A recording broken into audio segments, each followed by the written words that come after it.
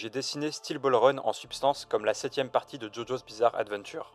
Cependant, pour les lecteurs qui commenceraient leur lecture par ce volume, j'ai préféré ne pas trop insister sur cette filiation. Le problème, c'est qu'enterrer complètement ses œuvres passées pour en créer une toute nouvelle est à mon avis, pour un mangaka, une mauvaise attitude. Je pense en effet qu'il est important de retrouver dans les travaux d'un auteur un thème qui se perpétue de livre en livre.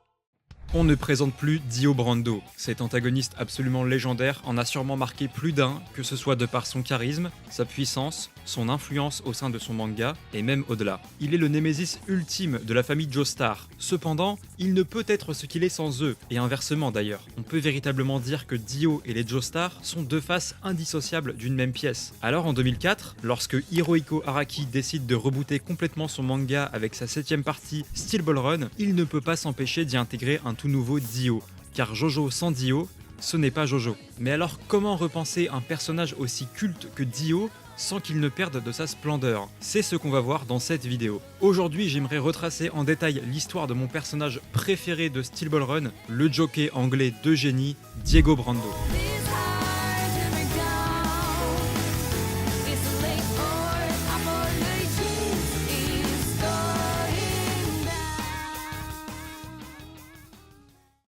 Diego Brando, aussi appelé Dio, est né en 1870 en Angleterre, d'un père nommé Dario et d'une mère dont le nom nous est inconnu. Les parents de Diego n'ayant pas les moyens nécessaires pour élever leur bébé, ceux-ci se résoudront à l'enterrer vivant au fond d'un trou creusé dans une montagne. Mais peu de temps après, une tempête s'abat sur la région. Ce torrent était si puissant qu'il parvint à déterrer le petit Diego, qui fut même emporté le long de la rivière, le tout sous les yeux de ses parents. Face à ce spectacle, la mère de Diego regrette immédiatement d'avoir abandonné son bébé. Mais ce n'est pas le cas de son mari Dario, qui tentera de la retenir de se jeter à l'eau en lui promettant de lui faire d'autres enfants lorsqu'ils en auront les moyens. Cependant, la mère de Diego refuse d'écouter son conjoint et lui reprochera même son alcoolisme, supposée principale source de leur misère. Cette remarque mettra Dario en colère, qui, dans un excès de rage, assénera un violent coup de poing à sa femme. Et plutôt que de riposter, la jeune femme se jette immédiatement à l'eau pour sauver son enfant, prenant ainsi le risque de se noyer. Par miracle, Diego respirait encore. La mère remerciera le ciel avant d'implorer le pardon à son bébé, puis ils furent tous deux entraînés par les flots. Après l'orage, le petit Diego et sa mère furent retrouvés échoués au bord de la rivière par un fermier qui passait par là. Ce fermier accepte d'embaucher la femme dans sa ferme en tant que bonne, qui changera d'ailleurs son nom en Brando. Les années passent et alors qu'il n'est âgé que de 5 ans, Diego se met à travailler dans les écuries de la ferme, où il s'entend d'ailleurs particulièrement bien avec les chevaux. Mais malgré tout ce travail acharné, Diego et sa mère parvenaient très difficilement à subvenir à leurs besoins. Un jour, le fermier ayant recueilli les Brando tentera de faire des avances à la mère de Diego, des avances qu'elle refusera. Par rancœur, le fermier fera donc des trous dans les tasses servant à Diego et sa mère pour se nourrir. Ainsi, à l'heure du repas, il leur sera impossible d'être servis correctement. Diego aura alors l'idée de se faire servir la nourriture dans ses chaussures. Mais sa mère, refusant une telle humiliation et voulant préserver sa dignité ainsi que celle de son fils, demandera plutôt de se faire servir la nourriture encore brûlante directement dans ses mains afin de pouvoir nourrir son enfant. Un an plus tard, la mère de Diego décède après avoir contracté le tétanos à l'âge de 23 ans. Pour Diego, cela paraissait évident que les brûlures aux mains de sa mère étaient à l'origine de cette infection. Diego se mit alors à vouer une haine incommensurable envers l'humanité, et tout particulièrement son père, qu'il se jurera de retrouver, mais également envers l'homme de la ferme qui les a recueillis, lui et sa mère, ainsi que tous les autres qui y travaillaient. En grandissant, Diego se donne pour objectif de gravir les échelons et de se tenir au sommet de cette société qui avait tant méprisé sa mère ainsi que lui-même. Et quiconque tentera de se mettre en travers du chemin de Diego se fera écraser tel un insecte. Avant de mourir, la mère de Diego lui conseilla fortement de se lancer dans une carrière de jockey, au vu de son incroyable aisance avec les chevaux. Sur les conseils de sa mère, Diego réussira plus tard à se faire embaucher comme garçon d'écurie pour la famille Joestar. Comme sa mère l'avait pressenti, Diego est doté d'un talent hors pair pour la course de chevaux, dont il deviendra une véritable star. À travers ce flashback, nous pouvons déjà en apprendre énormément sur le personnage de Diego. Malgré la pauvreté, il avait tout d'un gentil garçon lorsqu'il était très jeune, mais c'est la façon dont les humains l'ont traité, lui et sa mère, qui l'a transformé en véritable monstre en quête de grandeur. Diego cherche à se venger sur l'humanité, pour lui avoir indirectement pris sa mère. Il dépeint les humains comme une bande de vulgaires pigeons, des prétentieux ne pensant qu'à assouvir leurs propres intérêts. Diego, lui, veut devenir encore plus prétentieux qu'eux, se dresser au-dessus de ces pigeons pour pouvoir les dominer. Sur ce point, il ressemble un peu à Dio, D'ailleurs, en parlant de Dio, le passé de Diego partage certaines similitudes avec celui du Dio de l'univers originel. Tous deux ont connu la misère et ont été victimes d'un énorme mépris de la part de la société. Cependant, les origines de Diego sont quand même bien plus profondes que celles de Dio. Diego nous est présenté comme un enfant adorable et innocent durant les premières années de sa vie, faisant de lui un personnage bien plus touchant, humain et rendant son évolution bien plus naturelle et donc crédible. Dio, lui, malgré son très lourd passé, ne nous a jamais été présenté de la sorte. Selon les dires de Speedwagon, il aurait même toujours été le mal incarné depuis sa naissance. Ce serait dans sa nature même, ce qui n'est évidemment pas le cas de Diego. Revenons-en à notre histoire. Dès l'âge de 20 ans, Diego se marie à une riche veuve de 83 ans, uniquement dans le but d'hériter de sa fortune. Et étrangement, cette dame décédera à peine 6 mois plus tard, laissant fortement penser que Diego aurait pu la tuer. Quelque temps après cela, Diego se lance dans la Steel Ball Run, une course si prestigieuse qui, s'il parvient à la remporter, lui permettrait même d'avoir une influence sur la famille royale d'Angleterre.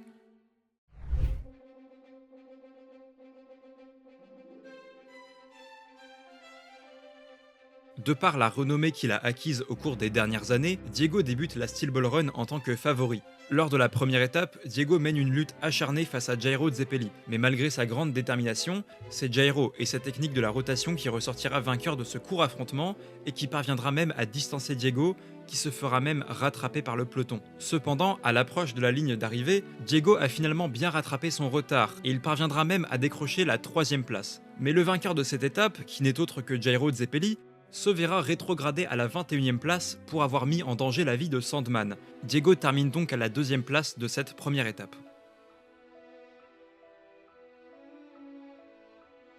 Pour cette 2e étape, on va pouvoir faire très court puisque Diego n'y apparaît qu'à la fin.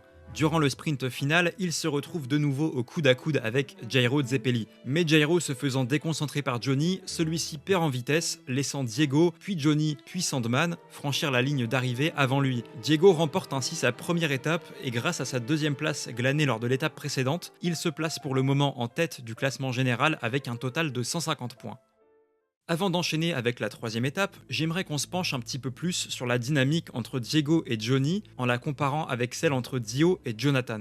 Là où Dio et Jonathan sont deux personnages diamétralement opposés, Jonathan incarnant la bonté pure et Dio le mal absolu, Johnny et Diego eux se ressemblent bien plus, déjà car ils partagent tous les deux un très lourd vécu, mais surtout car ils ont en réalité le même but, c'est-à-dire prendre une revanche sur leur passé et prouver leur valeur, et ce chacun à sa façon évidemment. Si Johnny s'est lancé dans la Steel Ball Run, puis dans la recherche du cadavre sacré, c'est pour surmonter son passé et retrouver une vraie place au sein de la société, là où Diego, lui, y voyait là un véritable moyen d'y régner en tant qu'empereur. Ceci dit, si Dio et Jonathan éprouvent étrangement une sorte de respect mutuel, ce n'est absolument pas le cas de Diego et Johnny. Malgré cela, leur rivalité leur sera tout de même bénéfique, puisque l'un cherchera toujours à surpasser la détermination de l'autre, donnant alors droit à des affrontements sans pitié entre les deux.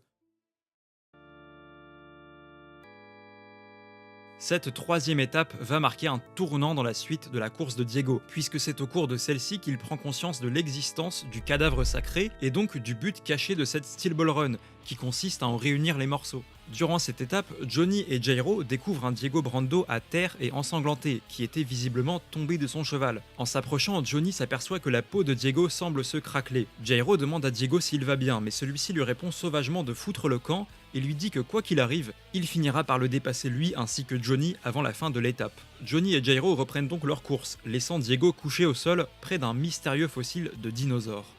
Plus tard, Diego rattrape Johnny et Jairo, et étrangement, Diego a l'air en pleine forme. Le soleil étant sur le point de se coucher, Diego propose aux deux protagonistes de s'arrêter pour la nuit dans un petit village non loin de là. Il se permettra également de nous dévoiler ses talents d'humoriste et de faire une ou deux petites blagues, ce que n'aurait sûrement jamais fait Dio.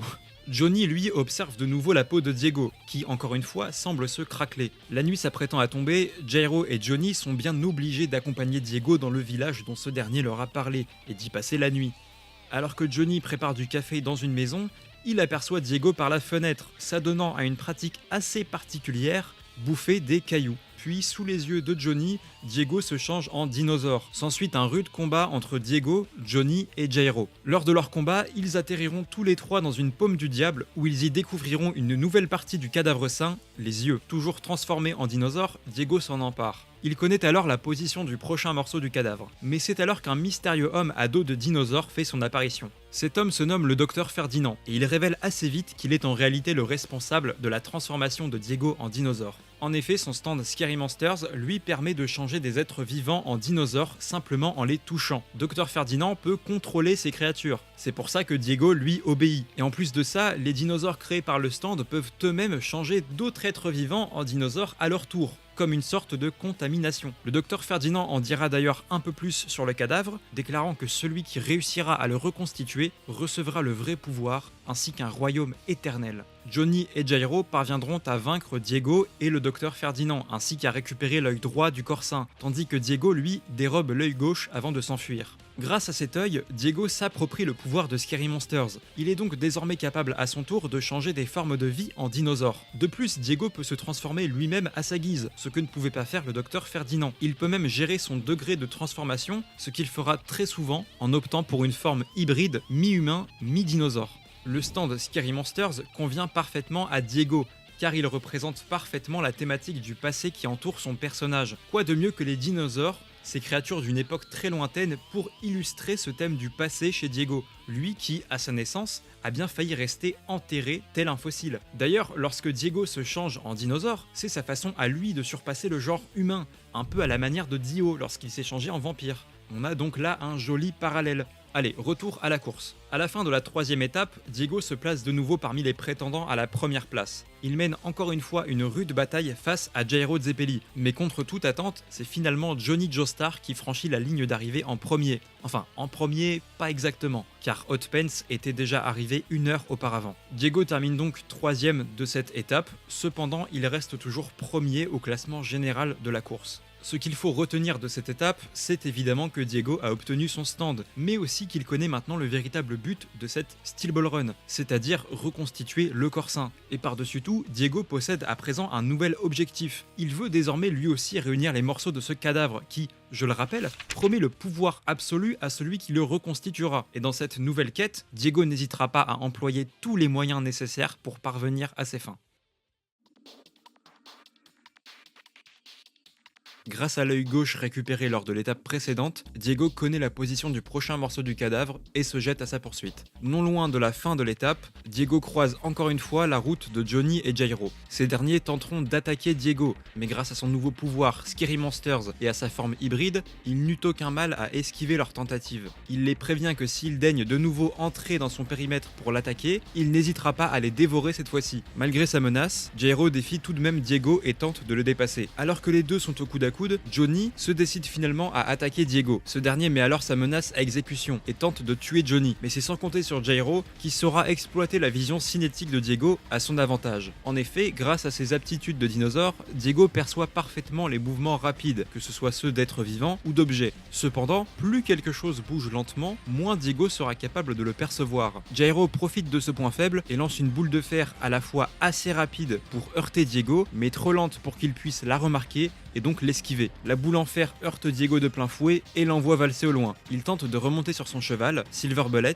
mais celui-ci s'effondre sous la fatigue. Pour le moment, Diego est vaincu. Il ne pourra pas mettre la main sur le prochain morceau du cadavre. Il va également prendre un sacré retard sur la course. À la surprise générale, Diego ne termine qu'à la 54e place de cette 4e étape. Il franchit d'ailleurs la ligne d'arrivée à pied. Malgré tout, il reste premier au classement général de la course. Même si Diego a pris un sacré coup au moral, il ne compte pas abandonner pour autant. Ceci dit, il va quand même se rendre à l'idée qu'il ne parviendra pas à réunir les morceaux du cadavre à lui seul et qu'il aura besoin de s'associer temporairement à quelqu'un. Étant quelqu'un de très perspicace, Diego a bien compris que l'homme ayant transformé la Steel Ball Run en un véritable moyen de reconstituer le cadavre sacré n'était autre que Funny Valentine, le président des États-Unis qui tirait les ficelles dans l'ombre depuis le début. Diego demandera donc à obtenir un entretien privé avec le président, mais il ne pourra rencontrer qu'un de ses subordonnés. Cependant, le président observe tout de même la conversation depuis le haut d'un toit, mais ça, Diego l'a évidemment remarqué. Ce dernier propose un deal au gouvernement. En échange d'une grosse somme d'argent, celui-ci s'engage à dérober le prochain morceau du cadavre à Johnny et Jairo. De plus, il propose d'échanger l'œil gauche qu'il détient déjà contre l'île de Manhattan. Cette demande lui sera sèchement refusée dans un premier temps, mais Diego informe qu'il est au courant qu'un traître se cache dans le camp du gouvernement. En effet, pendant la 4e étape, celui-ci a découvert la dépouille de Blackmore. À ses côtés se trouvaient les traces de pas de 2 chevaux que Diego connaissait connaissait parfaitement, ceux de Johnny et Jairo. En observant les traces de pas du cheval de Johnny, celui-ci a pu en déduire qu'une autre personne était montée sur son cheval, une personne dont Diego connaît d'ailleurs le poids exact. Il propose donc, en plus de dérober le prochain morceau du cadavre, de découvrir qui est cette mystérieuse personne. Tout ce que Diego demande de plus au gouvernement, c'est un subordonné manieur de stand qui puisse l'aider dans sa tâche. Cette fois-ci, le gouvernement cède à la proposition de Diego et il lui présente dans la foulée son nouveau subordonné, qui n'est autre que Sandman, qui les observait déjà dans l'ombre. Cette scène nous montre que, bien que Diego n'ait aucune affinité avec personne, il est tout de même capable de s'associer temporairement avec quelqu'un lorsque c'est dans son intérêt, même si vous vous doutez bien qu'en réalité, il paraît assez évident que Diego n'en a désormais que faire de l'argent ou de l'île de Manhattan qu'il a exigé au président. Ce qu'il veut à présent, c'est le cadavre, car il sait que celui-ci lui apportera encore bien plus. Il s'allie donc temporairement à Funny Valentine seulement pour le trahir par la suite, et ça, Valentine s'en doute bien. Lors de la 5e étape, Diego collabore donc avec Sandman pour tenter de dérober le prochain morceau du cadavre à Johnny et Jairo. Il tente de se débarrasser d'eux à distance en combinant son pouvoir avec celui de Sandman. Malheureusement pour Diego, il sera une nouvelle fois vaincu. Sandman, quant à lui, sera tué par Johnny. Non loin de Chicago, Diego fait la rencontre d'un nouveau subordonné du président dénommé Mike O. Ce dernier demande à Diego d'honorer sa part du marché qu'il a passé avec le gouvernement et de donner l'identité du traître. Diego tient parole et révèle que la personne qui est montée sur le cheval de Johnny est une femme de 51 kilos. Cependant, il ne sait pas de qui il s'agit exactement. Nous ne savons pas à quelle place a finalement terminé Diego lors de cette 5e étape. Nous savons seulement qu'il n'a pas gagné de points au classement général. Son cheval s'étant blessé lors de l'étape précédente, Diego a décidé de courir plus délicatement cette étape ainsi que la 6e pour pouvoir ménager sa monture. D'ailleurs, je n'ai pas encore vraiment parlé du cheval de Diego, Silver Bullet. Bien qu'il n'y ait pas grand chose à dire dessus, je tiens quand même à notifier la présence de cette étoile sur son front. Cette étoile, il paraît assez évident qu'il s'agit d'une référence à l'étoile des Joestar que le Dio de l'univers originel porte à sa nuque après avoir volé le corps de Jonathan. Nous allons faire un saut jusqu'à la 8e étape, car nous n'apercevons pas Diego durant la 6e et la 7e. Nous savons seulement que, malgré qu'il n'ait pas couru à son plein potentiel, il a quand même réussi à décrocher la 20e place lors de la 6e étape, et qu'il a même terminé premier lors de la 7e. Malgré cela, ses mauvais placements lors des 4e et 5e étapes ne le positionnent qu'à la 5e place du classement général avec 192 points. Au cours de cette 8e étape, les choses vont commencer à s'accélérer très franchement. Grâce à l'un de ces dinosaures, Diego a pu apprendre de Magent que Lucy Steele était la fameuse traître qui se cachait dans le camp du gouvernement et part donc à sa recherche. À Philadelphie, Diego se rend au pavillon de l'Indépendance pour tenter d'y retrouver Lucy Steele. Il se déguise en garde pour pénétrer dans le bâtiment et tombe nez à nez avec Funny Valentine qui s'apprêtait à en sortir. Diego aperçoit au fond d'un couloir Lucy Steele, transportée sur un brancard dont l'imposture a vraisemblablement déjà été révélée au gouvernement. Le président s'étant aventuré hors du pavillon sans garde rapprochée, Diego saisit cette chance et se lance à sa poursuite pour tenter de l'assassiner dès maintenant. Pour ce faire, Diego va tenter de retrouver Weka Pipo et de s'allier temporairement avec lui pour faire face au président. Mais Valentine ayant un coup d'avance, il va piéger Diego et Weka Pipo grâce à son stand D-Forcy et son pouvoir lui permettant de traverser les dimensions parallèles. Le président va complètement retourner le cerveau de Diego et Weka Pipo en les persuadant qu'ils ont chacun tiré une balle de revolver dans la tête de Johnny Joestar. Cette scène mériterait une explication bien plus détaillée, mais je compte en faire une vidéo à part entière dans le futur, donc je réserve ça pour une prochaine fois. Diego sait que l'auteur de ce piège n'est autre que le président, et comme prévu, il s'associe donc avec Weka Pipo afin de percer le secret du pouvoir de D-Forcy. Mais alors qu'ils ont à peine eu le temps d'échanger, Diego et Weka Pipo sont de nouveau attaqués par Funny Valentine. Grâce à son stand, Valentine va en faire voir de toutes les couleurs à Diego et Weka Pipo. Diego va carrément se faire piéger entre deux dimensions par le président et tomber nez à nez avec les Diego et Weka Pipo d'une dimension parallèle. Valentine profite de la mauvaise posture de Diego pour lui dérober l'œil gauche du cadavre qu'il détenait. Le corps de Diego ainsi que celui de son double vont lentement se mettre à se désintégrer tout en étant attirés l'un vers l'autre. Mais vous le savez, Diego est rusé et doté d'une très forte détermination. Il va utiliser l'un de ses dinosaures afin de guider le Johnny de l'univers parallèle, l'amenant à tirer un ongle sur Valentine. Diego commence à comprendre le pouvoir de Valentine. Il va se servir de Weka Pipo d'une d'une part pour regagner entièrement sa dimension, mais il va également y entraîner le double de Weka Pipo afin de confirmer sa théorie sur le pouvoir de D-Force. Weka Pipo et son double se retrouvent alors face à face et commencent à leur tour à se désintégrer tout en étant attirés l'un vers l'autre, ce qui les tuera tous les deux. Cette scène souligne une nouvelle fois à quel point Diego n'en a que foutre du sort des autres et qu'il est absolument prêt à tout pour arriver à ses fins. Il n'a pas hésité à se servir de Weka Pipo pour sortir du piège de Valentine, mais également à le sacrifier pour vérifier une simple théorie. Mais malgré cela, il reste bien plus mesuré que Dio. Même s'il peut arriver à Diego de tuer, il ne le fait pas aussi souvent et surtout il ne le fait jamais par simple plaisir. Dio lui tue à tour de bras et la plupart du temps par pur sadisme, ce qui le différencie encore un peu plus de Diego. Retour à l'histoire. Diego est donc ressorti vivant de son affrontement avec le président Valentine. Ceci dit, il a tout de même perdu l'œil gauche du cadavre. Il se jette tout de même une nouvelle fois à la poursuite de Valentine. Alors qu'il est à la recherche du président, Diego est attaqué par Hot Pants. Tous deux tentent de s'étouffer mutuellement dans une superbe planche jusqu'à ce que Hot Pants propose un marché à Diego. Elle le laissera tuer de lui-même le président et le laissera aussi disposer de la fortune de ce dernier à condition qu'elle seule récupère le cadavre. De plus, elle ajoute qu'elle connaît le père de Diego. Elle lui informe qu'il est toujours en vie et qu'elle possède des éléments qui permettront de le retrouver. Diego ne laissera pas passer cette chance de mettre la main sur cet homme qu'il porte pour principal responsable de sa vie de misère. Et il s'associe donc temporairement à Hot Pants. Bien évidemment, il me paraît inutile de rappeler qu'une fois de plus, Diego ne compte pas laisser le cadavre lui échapper au profit de Hot Pants. Une fois qu'elle lui aura révélé comment retrouver son père, il est assez évident qu'il la trahira. Mais pour le moment, l'homme à abattre par tous les moyens, c'est le président. Diego et Hot Pants se lancent donc à sa poursuite.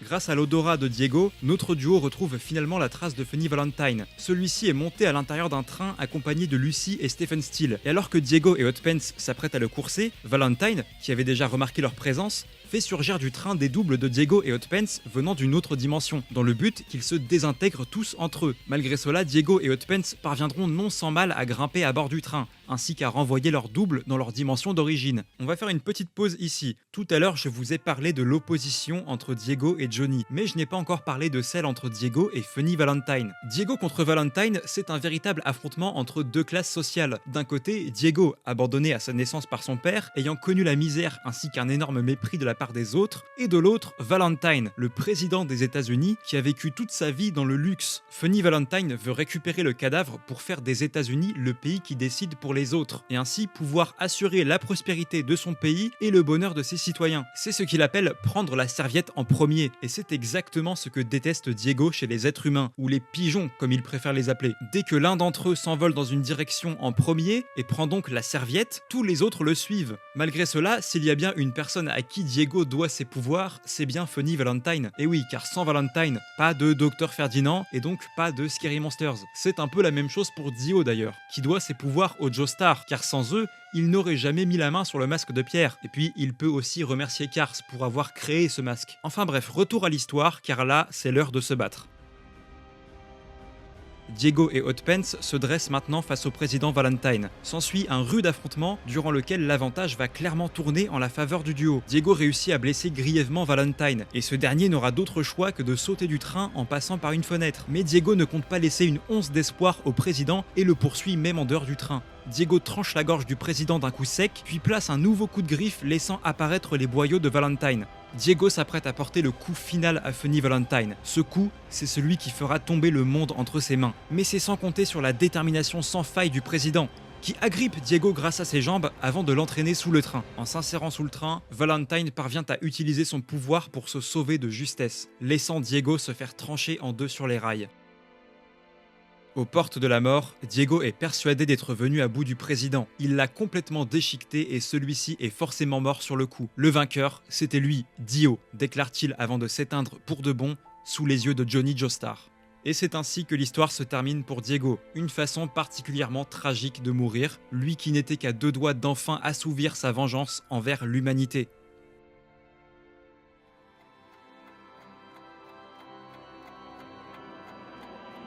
The World! 俺だけの時間だぜ!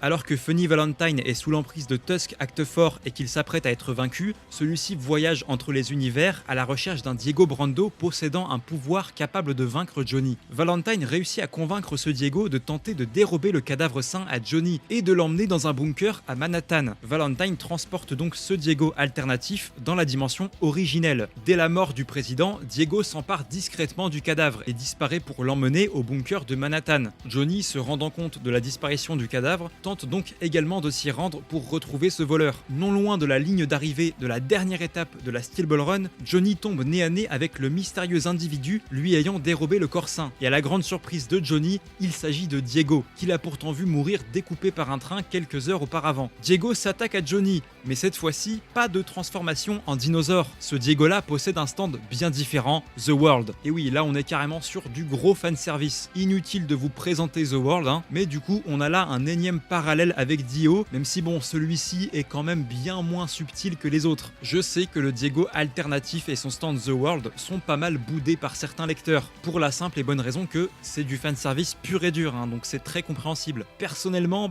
désolé si je vais en décevoir certains, mais je suis très client de cet arc, et j'avoue que le fanservice m'a eu. Voilà, je mords à l'hameçon tous les jours, j'adore cette idée de ramener un Diego qui a The World, en plus il va carrément sortir ses couteaux et tout, même si j'avoue que perso, ça me pose un petit souci dont on parlera après. Ce Diego va donc mener un combat acharné face à Johnny et son stand Tusk Acte Fort, stand qui, grâce au pouvoir de la rotation infinie, se révélera être capable de se mouvoir dans le temps suspendu de The World. Mais cette prouesse ne suffira pas, car c'est finalement Diego qui, après être allé jusqu'à se trancher la jambe, ressortira vainqueur de cet affrontement en ayant réussi à renvoyer la rotation infinie de Tusk directement à Johnny. Cette victoire de Diego face à Johnny fait évidemment écho à celle de Dio sur Jonathan. Diego va ensuite franchir en premier la ligne d'arrivée de la dernière étape de la Steel Ball Run, faisant de lui le vainqueur de la course. Mais Diego n'a pas le temps pour ça et se rue directement au bunker pour y enfermer le cadavre. Alors que Diego s'apprête à sceller le cadavre à l'intérieur du bunker, il est interrompu par Lucy Steele, qui tient d'ailleurs un mystérieux sac à la main. Diego s'en prend tout de suite à Lucy et lui glisse quelques mots assez charmants qui font officiellement entrer Diego dans le club des prédateurs aux côtés de quelques autres personnages. Lucy donne le sac qu'elle portait à Diego, lui disant qu'il contient quelque chose qu'il aurait perdu. Diego ouvre le sac et à l'intérieur se trouve la tête décapitée du Diego de cet univers, celui que l'on connaît. Et même mort, le pouvoir de Valentine continue de faire effet. La tête décapitée du Diego originel est donc attirée vers celle du Diego alternatif et le tue quasi instantanément. Cette fois-ci, c'est sûr, Diego a disparu pour de bon, et ne s'étant pas présenté à la remise du trophée de la Steel Ball Run,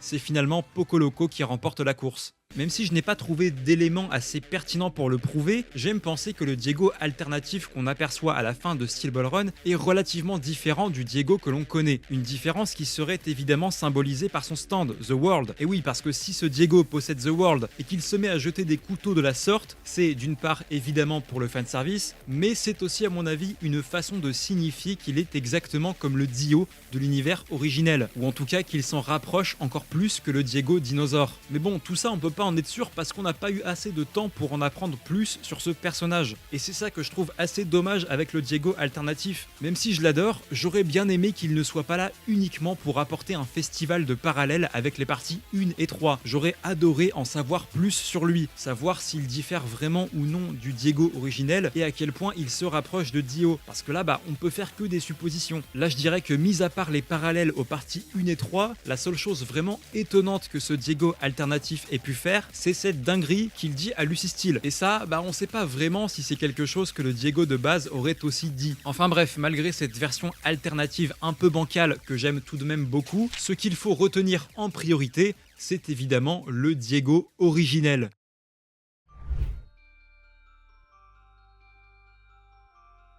Je trouve que le personnage de Diego est simplement brillant, évidemment de par son histoire, son design ou encore son stand Scary Monsters, mais principalement parce qu'il a parfaitement réussi selon moi à réinventer le personnage si culte de Dio. Araki a réussi à rendre Diego similaire à Dio et paradoxalement assez différent à la fois. Diego, c'est un Dio désacralisé et bien plus humanisé. Bien que Diego soit similaire à Dio de par son passé, son désir de se sentir supérieur ainsi que de par sa misanthropie, il ne partage cependant pas cet aspect très philosophe de Dio qui nous est surtout dépeint dans Stone Ocean, mais il est également beaucoup moins charismatique et théâtral. Ce qui ne veut pas dire que c'est un moins bon personnage. Diego ne cherche pas à être un véritable dieu voulant refaçonner l'univers selon ses envies. Il veut simplement prouver sa supériorité à cette société qui les a tant méprisés, lui et sa mère. D'ailleurs, c'est assez marrant de se dire qu'entre Diego et Dio, celui qui est le plus humain est étonnamment celui qui n'a pas eu la chance d'être adopté par une famille noble. Et oui, contrairement à Dio,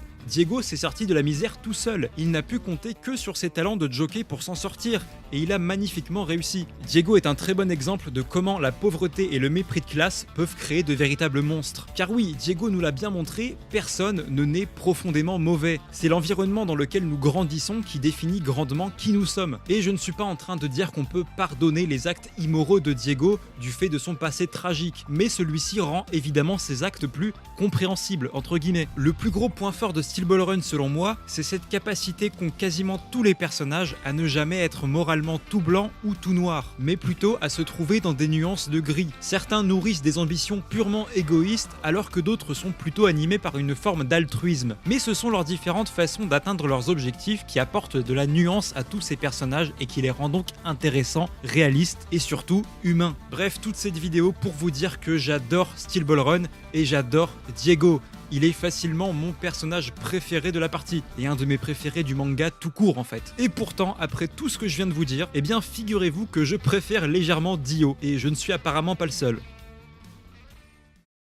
C'est la fin de cette vidéo sur Diego Brando. Je sais, c'était très long, je ne sais pas combien de personnes auront tenu jusqu'au bout de la vidéo. Si c'est votre cas, n'hésitez pas à me le dire en commentaire, ça m'intéresse vraiment. C'est la première fois que je m'essaie à ce genre de vidéo. Ça fait un moment que je voulais m'y mettre parce que moi-même, je regarde beaucoup de vidéos de ce genre qui m'inspirent énormément, que ce soit des vidéos en français ou en anglais. J'espère que c'était pas trop chiant à regarder, que le rythme était pas trop catastrophique. Je suis preneur de toutes les critiques, même si vous voulez dézinguer ma vidéo. En fait, faites-le parce que j'en ai besoin pour m'améliorer. Et si je vois que ce format vous plaît, évidemment, je continuerai avec d'autres personnages. Pareil, n'hésitez pas à me dire s'il y a des personnages sur lesquels vous aimeriez des vidéos. Enfin, voilà. Si vous voulez me soutenir, le meilleur moyen de le faire, c'est en vous abonnant, en likant la vidéo et pourquoi pas en mettant un petit commentaire. J'espère vous retrouver très vite et d'ici là, prenez bien soin de vous.